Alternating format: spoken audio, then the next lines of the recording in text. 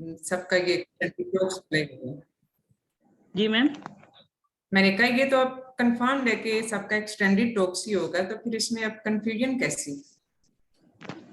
अच्छा मैम, क्योंकि ये कह रहे थे कि 29 को दोबारा मीटिंग होगी कंफर्मेशन के लिए। जी चले फिलहाल कुछ हमारे नॉलेज में तो नहीं है वैसे, क्योंकि ये तो कंफर्म है, इसीलिए आप लोगों के एग्जाम भी आगे डिले हुए थे।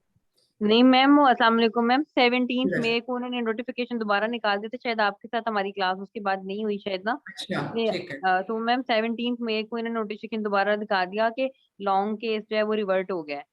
तो उसके अच्छा। बाद जी उसके बाद अब उसके हम्म। बाद फिर मुझे लगता है काफी लोगों ने प्रोटेस्ट किया या जो भी है वट जो भी रिएक्शन आया सीपीएसपी हम्म। को। तो उसके हम्म। बाद फिर 4 दिन बाद इन्होंने दोबारा 3 दिन बाद दोबारा कहना शुरू कर दिया कि अब हम शायद दोबारा एक्सटेंडेड टॉक्स हो जाए, लेकिन अभी कंफर्मेशन जो है 29 को मीटिंग होनी है फिर होगी, यही अभी तक की इन्फॉर्मेशन है। इसलिए हम सारे कैंडिडेट्स जो है ना इतने डिस्टर्ब हैं इस टाइम के ऊपर। और अभी डेट का भी कंफर्म नहीं है और कुछ भी पता नहीं चल हम्म। रहा, इसलिए चलिए, वैसे तो ये है कि जो हम एक्सटेंडेड टॉक्स का भी कर रहे होते हैं इन अ वे, अगर वो लॉन्ग केस फर्ज किया हो भी जाता है तो उसमें किसी न किसी हद तक तो वो कंपोनेंट भी डिस्कस हो रहे होते हैं। हिस्ट्री में क्या पॉइंट्स, इन्वेस्टिगेशन कौन सी, एग्जामिनेशन में क्या चीजें इंपॉर्टेंट है, इसी तरह की डिस्कशन चलती है ना। सिर्फ मैनेजमेंट में थोड़ा सा एक लेंथी डिस्कशन होती है कि what to do and how to do and when to do. तो ये चीजें हैं जो कि मेरा ख्याल है साथ के साथ थोड़ी बहुत प्रैक्टिस तो उसकी भी हो ही रही होती है। तो एक्सटेंडेड टॉक्स की तो चल ही रही है आपकी इतने अरसे से, तो मेरा ख्याल है इसमें अब तक सब लोग काफी हद तक तो अब अवेयर होंगे ही कि एक्सटेंडेड टॉक्स को कैसे अटेम्प्ट करना है। मैडम डेट का आपको कुछ है आइडिया, कब तक है एग्जाम की डेट? जून का ही था हमें पता, लेकिन फाइनल डेट अब जैसे आप जो चेंजिंग सिचुएशन एवरी डे जो है वो आप बता रहे हो, तो उसमें हो सकता है आगे पीछे कुछ डेट्स हो जाएं, but these are get to be confirmed. तो इसमें कुछ अभी यकीन से कहा नहीं जा सकता, अगर मुझे पता चलता है तो I will let you know. Okay ma'am. लेकिन मेरे ख्याल है by next class everything will be clear. Ma'am summary बताऊं पेशेंट की? जी जी बताइए। 22-year-old, married for 1.5 year, primary gravida on 31+5 week gestation with prepared pregnancy, one intrauterine death, and having a history having anemia in this pregnancy. I want to know some information about the patient, about patient education and occupation, and how she इसकी sorry as कितनी बताई थी आपने? 32? 22. 22, okay, ठीक है। अच्छा, Okay, ma'am. I want to know some information about the patient, and I want to know about the education, occupation, and any comorbid to the patient, how she conceived this pregnancy, how she confirmed. And at first ultrasound, first trimester ultrasound, what was the number of the pregnancy, its chronicity and amniosity. And she took folic acid or not, and anomaly scan done, was that normal, and when and how she confirmed about the intrauterine death. And at that time the rest of the twin were normal in growth and normal Leica volume. And she then what investigation was done, and has she any symptom of the anemia, and what she took in her diet, and she took egg, meat, vegetables or not, and any history of pica intake. She was compliant to the oral iron or not, and she any bleeding from the mouth, nose, or in stool or urine, any history of perineal itching. I want to know about the any family disorder of the thalassemia or any bleeding disorder. And until now, what investigation was done and what treatment have she taken, and what she know about the report. And I want to know about the her gynecological history, her menstrual cycle and its flow, and pap smear done or not. And I want to know her personal history, any history of addiction, and any history of drug allergy, and any previous significant history of past medical, surgical, and family history, and socio-economic history. Okay. ठीक है. Then I want to examine the patient, want to know some examination findings. Her body mass index of the patient and her vital, BP, pulse, temperature, respiratory rate, and I want to know she any sign of the anemia, she is pale or not, clubbing polyneuria, and thyroid is enlarged or not, and pedal edema present or not. I will know about the chest finding, breast examination, respiratory examination, any positive finding in the cardiovascular examination. I want to know about the abdominal examination, her inspection, any prominent vein pulsation and scar mark present or not, and want to know her palpation, her symptoms of underlight, feeling of multiple parts of fetus, and the fetal about the fetal heart rate. ठीक है, चलिए आगे. हाँ जी. Then I want to know some investigation. Her blood group with Rh factor, her complete blood count with any with date, her hemoglobin, platelet count, total leukocytes count. And if anemia is present, I want to know about the red cell indices, mean corpuscle value, and MCH, MCHC. And then I want to know about the peripheral smear. If depend upon the further investigation, her red cell indices parameters about the serum ferritin or any HCB electrophoresis and stool for occurred bloods. Then I want to have fasting blood sugar or any oral glucose test carried out, and urine detailed report in which biochemistry and biochemistry and microscopy, in which I want to know the protein, ketone, glucose, first cell, red blood cells, hepatitis B surface antigen, HCV antibodies, and rubella status, and the syphilis. And then I want to know the serum fibrinogen level of the patient, coagulation profile, PT, APTT, INR. And then the some radiological investigation in which I want to know the dating scan, about the dating scan on which I want to know the amnio, how much twins, number of the fetus, and her viability, and the coronicity and immunogenicity. Then I want to know the anomaly scan and the recent scan. Recent scan, number of the again number of the fetus, and how much them are viable, and fetal cardiac activity present or not, and biometry of all fetus, including the abdomen circumference, femur length, and estimated fetal weight, placenta localization, and amount of lighter. Okay. What else? ये जो आपने recent scan का बताया है, इसमें और क्या information आप लेना चाहोगे? Any other information you need as per this typical scenario? Ma'am, ये presentation of all fetus, the which twin have is IUD, leading twin or the breast. ये लेंगे और what gestation it was IUD. और इसमें खास जो आप इसमें इंफॉर्मेशन लेना चाहोगे? मैम बाकी because this triplet pregnancy with one dead fetus is at 35 weeks now already. She is at 35 plus 5 है patient, और उसमें से जो IUD है वो on 20 weeks gestation है. ओके, ठीक है, चलो ये तो थी अल्ट्रासाउंड की रिपोर्ट. अब बेसिकली ये जो सारी ये आपने कितने टाइम में कंप्लीट किया है? Have you time date? ये जो आपने मुझे सारा बताया है फ्रॉम हिस्ट्री पॉइंट से लेके आखिर तक. 5 मिनट थी ऑलमोस्ट, थी इतनी देर में, और 5 मिनट्स मैनेजमेंट में थी, अभी टाइम नहीं लगाया. 5 मिनट्स आपने तकरीबन इस पे लगा दिए, ठीक है. So this is basically the while you are collecting all the information before you discuss the management, specific management in this case.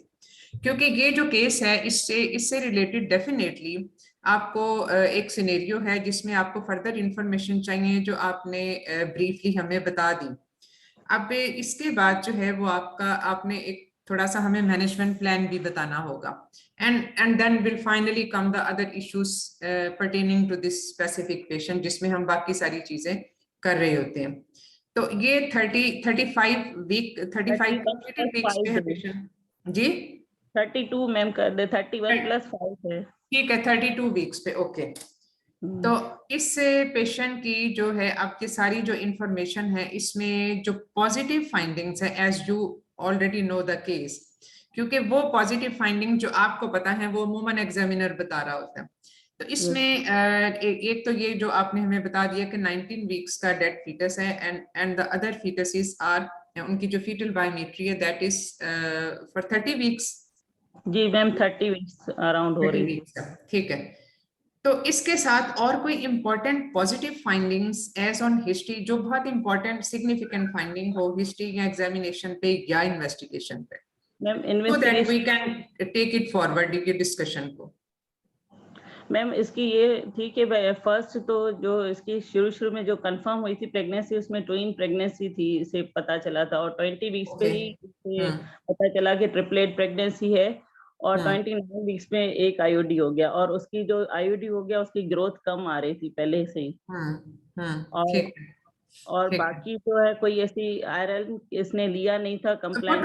What were the other parameters as detected on the initial ultrasound? क्योंकि ये triplet तो आपको उसको 15 weeks पे पता चली, लेकिन उसके अलावा और क्या पैरामीटर्स थे which are important to know in multifetal pregnancy जो उसके डॉक्यूमेंट हुए हो? मैम जैसे सबकी biometry, biometry is one thing, but what are the important features to know on ultrasound in multifetal pregnancy? कोरियोनिसिटी, ठीक है। तो उसके बारे में कोई इंफॉर्मेशन अल्ट्रासाउंड से हमें मिलती है कि नहीं मिलती? प्रेगनेंसीज आर मोनोकोरियनिक, ऑल आर मोनोकोरियनिक, ठीक है। एंड ट्राइएमनियोटिक, एंड डाई नहीं, अब तो ट्राइएमनियोटिक होगा ना, ठीक है। तो ये तो एक चीज होगी जो इम्पोर्टेंट था इसमें जानना। सो मोनोकोरियनिक है, probably these are monozygotic as well. अब इसमें इन्वेस्टिगेशन पे कोई और इम्पोर्टेंट चीज, what was the actual fundal height in this patient जो आपने एग्जामिनेशन इसमें किया? या जो आपको अराउंड 34 वीक्स की आ रही थी, जैसे 31 + 34 वीक्स की है, ओके। तो इसमें इंपॉर्टेंट इन्वेस्टिगेशन की कोई और important finding? You said that she is with anaemia, what was the haemoglobin levels? Ma'am haemoglobin 8.9 था। इसमें और कोई पैरामीटर जो हमने इसमें type and severity of anaemia को देखने के लिए किए हों? Basically the cause of anaemia. Ma'am जो लेबोरेटरी फाइंडिंग जो इंडाइसिस थे वो थैलेसीमिया माइनर की साइड से थे, उसमें MCHC 32 था, वैसे MCV 68 and MCH 22 and MCHC 32. And MCHC was 30. normal or not? Normal था। Okay, and what about the hemoglobin electrophoresis? Ma'am वो नहीं हुआ था पेशेंट का। Okay. तो अब इसमें हमें मैनेजमेंट प्लान बता दें। She is at 32 weeks with triplet and 1 IUD, and that IUD was at 19 weeks, and she is at 32 weeks now. Monochorionic fetuses है और हीमोग्लोबिन उसकी 8.9 है, ठीक है। How you will proceed further for the management? इसमें plan of management हमें बता दीजिए। बेसिकली अब ये जो चीज हम डिस्कस कर रहे हैं ना, this is basically practice of extended talks, but in a way we are also practising the long case discussion कि ये चीजें हैं जो इंपॉर्टेंट थी उसकी हिस्ट्री पे जानना, ये चीजें एग्जामिनेशन पे इंपॉर्टेंट है और इन्वेस्टिगेशन पे ये चीजें इंपॉर्टेंट है। अब आपका मैनेजमेंट प्लान कैसे चलेगा, ये तकरीबन इस तरह से थोड़ा सा समझो कि डिटेल में थोड़ा सा जो है वो लॉन्ग केस में हो जाता है। तो इसलिए आप इस पे घबराएं ना, what ever the pattern of examination would be, because indirectly आप लॉन्ग केस का भी इसमें थोड़ी सी कुछ ना कुछ तैयारी आपकी हो ही रही है। सिर्फ उसमें लॉन्ग केस में ये है कि फिर उसमें थोड़ा सा क्वेश्चन स्टैंडर्डाइज नहीं होते, and this depends upon the examiner कि एग्जामिनर जो है वो उसको किस तरह से लेके केस को चलता है। बेसिकली एग्जामिनर को गाइड करने वाले भी आप लोग खुद ही होते हैं कि उसमें आप एग्जामिनर को किस साइड पे लेके जाते हैं। तो जो आपका एरिया बहुत अच्छा प्रिपेयर हो उसमें आप एग्जामिनर को उस साइड पे लेके जा सकते हैं। तो ये थोड़ी सी इसमें स्किल चाहिए होती है। तो इसमें आपका मैनेजमेंट प्लान आप हमें थोड़ा सा ब्रीफली बता दीजिए। मैम बाकी इसकी इन्वेस्टिगेशन सीरम फिब्रोजिन 2.4 था और आयन कोगुलेशन प्रोफाइल नॉर्मल थी, PTD। ओके ठीक है, कोएगुलेशन प्रोफाइल इसका नॉर्मल था। Yes ma'am. तो इसमें अब इसका मैनेजमेंट प्लान क्या होगा? Basically management will start with what thing?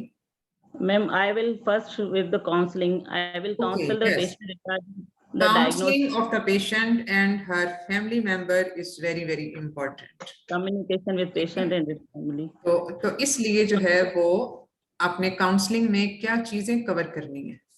Ma'am, first of all, I will explain about the diagnosis and that she having the triplet pregnancy with 1 IUD and the anemia, moderate anemia. It is the high risk pregnancy. It's feto-maternal complication. About the feto-maternal complication, I will counsel regarding the prolonged admission, may need of early intervention and NICU admission. And I will involve the multidisciplinary team, including me as a obstetrician and anesthetic and neonatologist whenever I will need. And my aim of management, as my patient is already admitted, I will keep her admitted. My aim of management will be the correct her anemia and prevent from the complication. एक minute बेटा, एक minute. इसमें जो counselling आपने इसमें हमें component बता दिए कि इसमें ये चीजें हैं जो कि इसमें आपके कंपोनेंट हैं ऑफ द काउंसलिंग। लेकिन पेशेंट को suppose you are asked to counsel the patient, अब थोड़ा सा हम लॉन्ग केस का भी इसको टच दे देते हैं ताकि आप लोगों की वो भी साथ साथ चलती जाए। तो अगर if you are being asked to counsel the patient about what is probably going to happen or what are the anticipated problems which she may encounter during her antenatal time period, then what information you would give to her? What are the things for which you will educate the family? Ma'am, as a patient on 32 weeks with 1 IUD and 2 alive pregnant and with moderate anemia, I will counsel mother, her mother adverse effect, its mother complication. She may have risk of the preeclampsia, and due to the anemia there is the complication of the decreased immunity and the risk of the polyhydramnios and oligohydramnios, pressure symptom to the patient and gestational diabetes, risk of the induction of labor and the cesarean section. And in the fetal complication, there is a risk of further intrauterine death of the baby, and risk of the preterm labor, and risk of the placenta abrasion, and the risk of neonatal admission and respiratory distress to the in the neonates. वो तो prematurity से related जो है चीजें वो तो उसमें हो सकती हैं। What else? Ma'am, so far you have not detected any fetal compromise as is evident on the ultrasound. Yes, कि अल्ट्रासाउंड पे सिवाय इसके कि उसकी फीटल बायोमेट्री इस जो कि एक्सपेक्टेड है इन द ट्रिपलेट प्रेगनेंसी, कि फीटल बायोमेट्री इसकी is corresponding to the 30 weeks of pregnancy, but till now you have not detected any other fetal compromise. तो ये जो फीटल कॉम्प्रोमाइज है in terms of IUGR and IUD of any other triplet, और या फिर इसमें कोई और जो कॉम्प्लिकेशन हो सकती हैं which are expected to occur more in the monochorionic pregnancies, तो वो उसके बारे में आप उसको फिर क्या कहोगे? वो पेशेंट कहेगी कि अभी तक जो है, जाहिर है इसमें अगर काउंसलिंग पे थोड़ा सा जोर दिया जाता है कि इसमें आपने अब काउंसलिंग करनी है, एंड डेफिनेटली काउंसलिंग में आप ट्रिपलेट के साथ आप ये नहीं कह सकते कि everything is okay, everything can not be okay in the coming period. So everything may not be okay even at this time, even after doing an ultrasound and revealing no other fetal abnormality. तो उस बारे में patient को आप क्या बताओगे? As the monochorionic pregnancy, there is a risk of the cord prolapse, and ma'am वैसे तो काउंसलिंग में ये होता है कि और कॉर्ड प्रोलैप्स का रिस्क इसमें एडिशनल कैसे हो जाएगा? Ma'am Monochorionic means what? They are in the separate sex, though outer lining is single. तो कॉर्ड प्रोलैप्स तो फिर वो तो किसी भी प्रीटर्म प्रेगनेंसी के या प्रीटर्म रप्चर ऑफ मेम्ब्रेन के साथ हो सकता है। मैम इसमें ज्यादा तो रिस्क क्योंकि 30 वीक्स पे है तो आईओडी के रिस्क है कि फर्दर जो दूसरे बेबी हैं उसमें आईओडी के रिस्क ज्यादा है और डीआईसी में जाने के रिस्क है, और जो ट्विन ट्रांसमिशन होती है वो before 20 weeks of the gestation हो जाती है। ठीक है। और नहीं फर्दर तो दो ही रिस्क हैं इसमें कि ना risk of intrauterine death of the other twin and neurological abnormalities in the other twin and देखो इसमें दो चीजें हैं। एक जो रिस्क है ना इसका मोनोकोरियोनिक की वजह से, वो are in addition to the risk due to presence of a dead fetus. ठीक है, क्योंकि मोनोकोरियोनिक और एक dead fetus in combination with the other live fetuses, उसका रिस्क बहुत बढ़ जाता है। अब इसमें जो अब मोनोकोरियोनिक में मसला क्या होता है? मसला ये होता है वेस्कुलर कम्युनिकेशन का। वेस्कुलर कम्युनिकेशन में अगर उसकी वजह से कोई प्रॉब्लम अभी तक नहीं हुआ तो स्टिल देयर आर चांसेस कि ये हो जाएगा, हो सकता है। तो वो चीज जो कि एक्सपेक्टेड है in the near coming days, तो उसमें वो आप उसके बारे में उसको बता सकते हैं।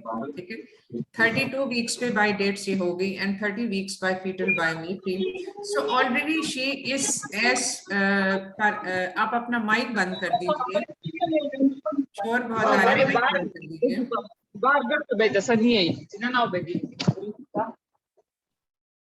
अच्छा, तो इसमें अगर अभी तक भी नहीं प्रॉब्लम हुआ, क्योंकि डेड फीटस के साथ कुछ चीजें जो हैं वो एक सेपरेट लाइन पे चल रही हैं और जो खास तौर पे बढ़ जाएंगी मोनोकोरियोनिक ट्विंस होने की सूरत में। अब डेड फीटस इसका है 19 वीक से ऑनवर्ड के डायग्नोज हुआ होगा, 19 वीक्स की उसकी फीटल बायोमेट्री आ रही है, और फीटल बायोमेट्री जाहिर है इतनी बहुत कंक्लूसिव नहीं होती इन अ डेड फीटस, तो मे भी ये 19 वीक्स हो या इससे भी थोड़ा सा ऊपर हो। तो उसमें वो यकीनन सेकंड ट्राइमेस्टर की आईयूडी थी, तो उसमें भी कॉम्प्लिकेशन का रिस्क ज्यादा है। लेकिन अब इस डेड फीटस की मौजूदगी में, मोनोकोरियोनिक फीटसिस की मौजूदगी में रिस्क तो बहुत बढ़ गया। तो ये चीजें आपने ऑलरेडी बता दी पेशेंट को कि ये चीजें हैं, और इसके लिए आपने एडमिशन का डिसाइड करना है according to the availability and the whereabouts of the patient. Initially you will admit her, क्योंकि आपने उसका सारा एक सर्वे तो करना ही है, सारे का सारा उसको देखना है, और इसके अलावा उसका एनीमिया ट्रीट करना और ये सब चीजें। लेकिन ये है कि अब ऑनवर्ड इसको हम लेके कैसे चलेंगे। सपोज आपने you have corrected the anaemia, जिस भी आप मेथड से, हम उसकी डिटेल में नहीं जाते, प्रेफरेबल चॉइस वुड बी, अगर ये थैलेसीमिया माइनर है तो उसमें तो आप जाहिर है ओरल आयरन ही दोगे। इफ इट इज कंफर्म्ड, खाली MCHC एक सिंगल रीडिंग, एक सिंगल लैब रिपोर्ट पे may not be that conclusive, though it is indicative but not conclusive. So you definitely you will confirm it, because the management of anemia would depend upon that report. क्योंकि अगर ये thalassaemia minor नहीं है, या अगर फर्ज किया electrophoresis की रिपोर्ट नहीं है आपके पास अवेलेबल, एटलीस्ट सीरम फेरिटीन तो कर लें। सीरम फेरिटीन का सही होना भी एक सिग्निफाई करेगा कि ये प्रोबेबली थैलेसीमिया माइनर ही हो सकता है, क्योंकि इसमें triplet pregnancy itself is a risk factor for anaemia, हालांकि ये प्राइमी ग्रेविडा है। तो इसलिए सीरम फेरिटीन के ऊपर आप बेस करें तो कि उसको आईवी पैरेंटल आयरन देना है या नहीं देना। ओरल आयरन आप डेफिनेटली उसको दोगे इन थेराप्यूटिक डोसेस जो कॉन्ट्राइंडिकेटेड नहीं होते। तो उसके इसके अलावा ये आपने ये कर लिया, then what about the further management plan. अब 32 वीक्स पे मोनोकोरियोनिक के साथ और एक डेड फीटस के साथ, coagulation profile is so far okay. How further you will go, and how, what would be your methodology of monitoring maternal and fetal monitoring in this case? अब ये एक लॉन्ग केस की discussion भी हो सकती है और ये एक एक्सटेंडेड टॉक्स की डिस्कशन भी हो सकती है। Ma'am I Ma'am, just want to ask one question please कि अगर हम बेटा इसको पहले टेस्ट जिनको लगा प्रेजेंट कर रहे हैं पहले वो प्लीज कंप्लीट कर लें, फिर हम ओके क्वेश्चन को डिस्कस कर लेंगे, ठीक है? ओके तो ma'am, जी डॉक्टर, जो आप प्रेजेंट कर रहे थे हमें फिर आप बताइए। Doctor Ma'am, Sunita. patient is admitted to in my ward. I will do her maternal monitoring after correcting of anemia. I will do her maternal monitoring and fetal monitoring. In the maternal By monitoring, maternal monitoring you mean what? ma'am, I will ask the patient any symptom of bleeding from any orifices, because there is a risk of DIC in this patient.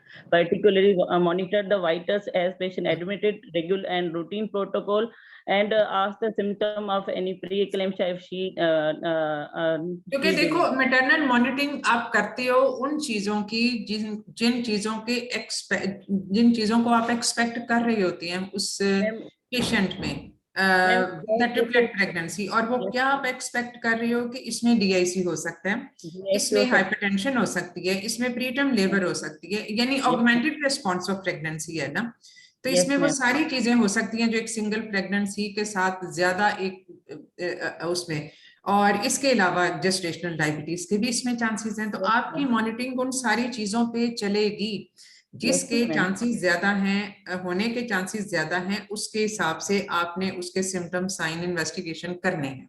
This is what is maternal monitoring. Now coming to the fetal monitoring, वो आप क्या करते हैं? Fetal monitoring, I will do give her fetal kick count chart, and also do auscultate fetal heart, and will do CTG in different twin in different with different CTG, and will do her growth scan twice 2 to 3 weekly, and weekly for fetal obstetric ultrasound for the estimated fetal weight and Leica volume. I will do her twice weekly coagulation profile, including the serum fibrinogen level. If all parameter will be normal, I will and also I will give her steroid cover to the patient as there is risk of preeclampsia. And if all parameter will be normal until I will discuss. I will discharge the patient, and will keep on follow up on OPD basis and weekly. Then I will again assess all the any maternal fetal complication, and we discuss her mode of delivery on 34 weeks of the gestation to again check the fetal parameter and her presentation, any maternal and fetal complication. As these are presentation इसमें क्यों matter करती है इतनी? Ma'am, इसीलिए कि if both will if leading twin will be breached, then my plan of so your mode of delivery will be in line with the mode of delivery decision as per for twin pregnancy. Yes ma'am, twin है क्योंकि one IUD है, two are alive, so if there will be first twin will be the Catholic, then we will give again the chance of the will discuss the patient with the mode of delivery, vaginal versus the cesarean, after discussing the pros and cons. And then if both will be breached, then will be the plan of cesarean delivery will be the cesarean section. मतलब आप इसको simple ऐसे कह सकते हो कि if the first is non-cephalic तो आप इसमें सेक्शन की तरफ जाओगे। Yes ma'am. लेकिन क्या लेबर में कोई एडिशनल रिस्क इस पेशेंट को हो सकता है due to its being monochorionic and having one dead foetus? मतलब अगर आप विजाइनल डिलीवरी करने जा रहे हो इन अ मोनोकैरियोनिक फीटस जो कि जिसमें वन डेड फीटस भी है, तो उसमें क्या कोई एडिशनल कॉम्प्लिकेशन हो सकती है इसमें? Because the fetuses are in separate sacs, दोनों fetuses, क्योंकि डायम्नियोटिक है, सिर्फ outer layer is common. Ma'am लेकिन मोनोकोरियनिक ट्विन में तो हम दे सकते हैं डिलीवरी के लिए, उसके लिए कर सकते हैं with visual monitoring if leading twin is ceph and yes ma'am. and if they are लेकिन जो डेड फीटस है उसकी क्या लोकेशन या उसका क्या रिलेशनशिप है विद द अदर डेड है तो हम नहीं दे सकते, लीडिंग ट्विन अगर आईओडी है तो हम नहीं दे सकते trial, and as I yes, it is important to know even if there is no obstetric contraindication for vaginal delivery, but because the second fetus is always at risk, तो इसलिए अगर फर्स्ट डेड फीटस हो तो फिर उस सूरत में आप उसको नॉर्मल का trial better to avoid. Yes ma'am. तो इसलिए जो है ना वो भी इसका एक डिसाइडिंग फैक्टर हो जाएगा, but suppose you don't know the exact location and उसका relationship with the other two, वो आईओडी है, सी ट्विन आईओडी है। क्या है इसके ट्रिपलेट में सी ट्विन जो है ना थर्ड वाला ट्विन आईओडी है, थर्ड वाला। ओके, तो ठीक है, इसको हम ये इस तरह से लेके चलेंगे। बेसिकली अब इसमें जो चीजें आपने कवर करनी है, एक तो पेशेंट की एजुकेशन जो काउंसलिंग में ही आप कवर कर दोगे, तो उसमें आपने ये उसको बताना है, प्रीटर्म लेबर के बारे में काउंसल करना है। अगर फर्ज कि आप इसको घर भेज रहे हो, because so far everything is okay, but what is basically your aim to deliver, what should be the optimum time for delivery in this triplet pregnancy, which now basically practically is the twin pregnancy, क्योंकि एक बिल्कुल छोटे size का है। इसीलिए हम mode of delivery पे ये हो रहा था कि as this is the triplet pregnancy, so we have to deliver at 35 week gestation, but one is IUD, so and these are monochorionic, and we will take as a twin pregnancy, so I will deliver again after checking the estimated fetal weight and that's all parameter, I will deliver at 36 weeks of gestation. Yes, 36 weeks पे वो इसलिए कि देखो अब अगर फर्ज किया इसमें अभी तक सो फार, और वो 36 पे हम इसलिए ले जा रहे हैं, अब ट्रिपलेट का जो एक टाइम पीरियड होता है मैच्योरिटी का, वो definitely is lesser than as compared with the twins, लेकिन चूंकि इसमें monochorionicity is one risk factor, presence of an dead foetus is another risk factor, तो इस वजह से इसमें चूंकि अभी तक probably there are no placental vascular communication so far, यानी अगर वो हैं भी तो बाय डायरेक्शनल है, यूनिडायरेक्शनल नहीं है। अगर यूनिडायरेक्शनल होती तो अब तक इसमें कोई ना कोई डोनर रेसिपिएंट ट्विन्स वाली सिचुएशन क्रिएट हो चुकी होती, because that is not present in 100% of the cases even in monochorionic twins. तो उसमें इसलिए जो है वो उसमें चूंकि अभी तक हमने ऐसी कोई चीज आइडेंटिफाई नहीं की। अब अगर हम इस पे डिस्कशन होती है कि if there are no vascular communication then why the dead fetus, वो उसकी फीटल डेथ क्यों हुई, तो fetal death can be due to other causes apart from the vascular communication, there may be many causes for that, तो जरूरी नहीं है। लेकिन जो मोनोकोरियोनिक में और ये जो ट्रिपलेट में मोनोकोरियोनिक में जो चीज होने के सबसे ज्यादा चांसेस हैं वो यही हैं कि इसमें कोई वेस्कुलर कम्युनिकेशन की वजह से प्रॉब्लम्स ना हो दो फीटसिस के दरमियान में, यानी जो सर्वाइविंग दो फीटसिस हैं उसमें मोनोकोरियोनिसिटी की वजह से, क्योंकि देखो डेड फीटस अपनी जगह पे है, लेकिन how much it is connected as per vasculature के सर्वाइविंग फीटसिस के साथ कितने कुछ उसके कम्युनिकेशन है, यूनिडायरेक्शनल या बाई डायरेक्शनल, आर्टीरियो वेनस या आर्टीरियो या मतलब उस तरह से वो है कि नहीं है, उस पर डिपेंड करेगा कोर्स ऑफ द इवेंट। तो अगर अभी तक हमने कुछ आइडेंटिफाई नहीं किया, though the highest risk period is yet to come, यानी आगे जो 2-4 हफ्ते हैं उसमें अभी हायर रिस्क फैक्टर, वो अगर वेस्कुलर कम्युनिकेशन नहीं हुई तो वो अब हो भी सकती है। Twin to twin transfusion syndrome जरूरी नहीं होता कि अगर पहले ना हो तो अब भी नहीं हो सकता, अब भी हो सकता है इन द थर्ड ट्राइमेस्टर भी।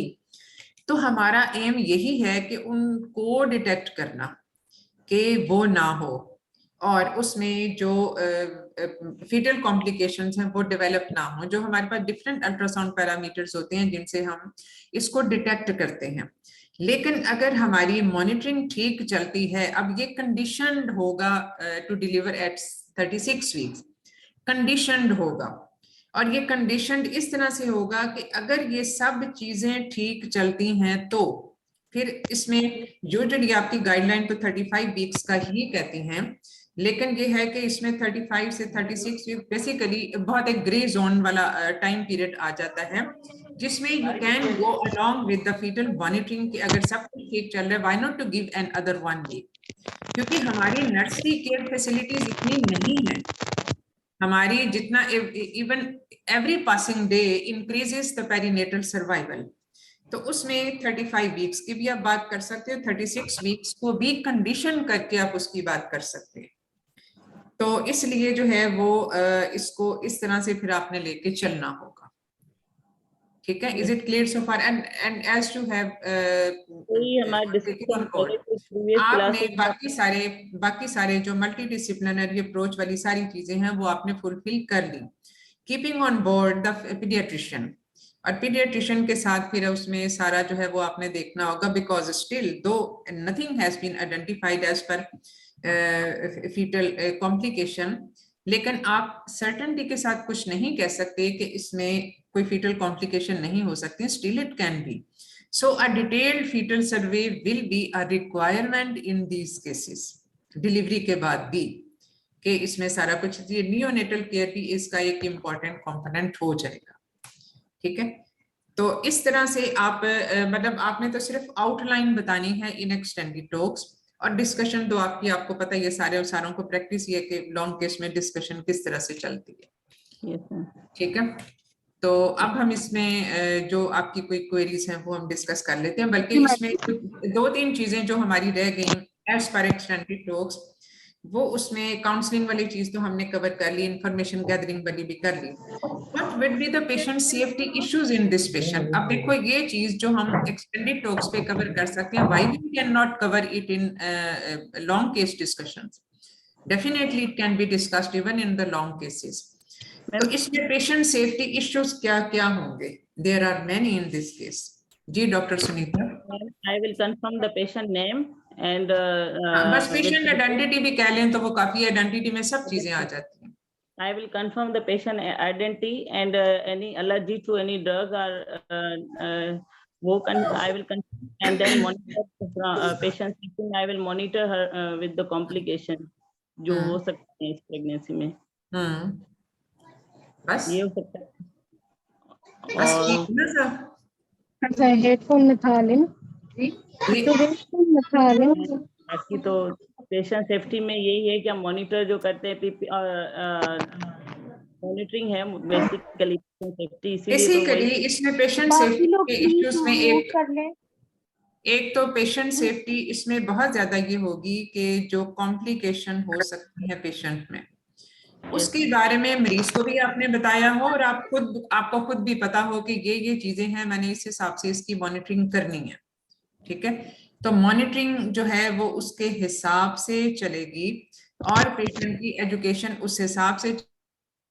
पेशेंट को अगर फर्ज किया आपको कहीं पे भी लगता है कि ये पेशेंट फॉलोअप के लिए नहीं आ सकती, you will keep her admitted in the hospital to detect any complication, because now she has entered into a more high risk time period of the pregnancy.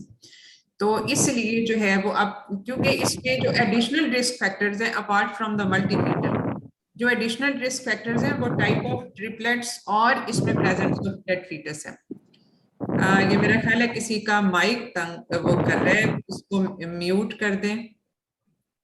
तो इसलिए जो है वो इसमें हम मैडम के अलावा प्लीज बाकी लोग म्यूट कर लें। जी जी सॉरी मैम, वो माइक म्यूट करने के लिए कह रही। अच्छा, तो इसमें जो है वो बेसिकली आपने फोकस बहुत ज्यादा करना है on monitoring of the surviving foetuses, monitoring of surviving foetuses, maternal foetal monitoring. इसमें पेशेंट इसकी जो काउंसलिंग में भी, एजुकेशन में भी, आपकी जो लैब्स इन्वेस्टिगेशन है and the frequent antenatal visits, ये सब की सब चीजें उसकी पेशेंट सेफ्टी में आ जाएंगी।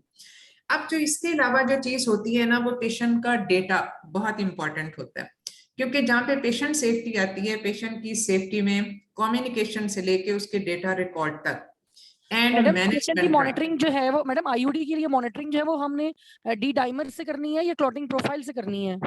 देखो इसमें बेसिकली जो आप करते हो ना, वो आप फिब्रिनोजेन और प्लेटलेट्स होते हैं, basically the things which are going to disturb. First of all सबसे पहले प्लेटलेट कम होते हैं, उसके बाद फिब्रिनोजेन में प्रॉब्लम होता है, उसके बाद डी डाइमर्स में प्रॉब्लम होता है। So you have to go accordingly, keep yourself restricted to the simplest things. अगर उसमें प्लेटलेट कम हो गए, गो अहेड, आपने इसको कम से कम प्लेटलेट और फिब्रिनोजन वीकली बेसिस पे करने हैं। ये वीकली बेसिस पे आप करोगे, और अगर उनमें कोई प्रॉब्लम आता है, go ahead for the D dimers as well.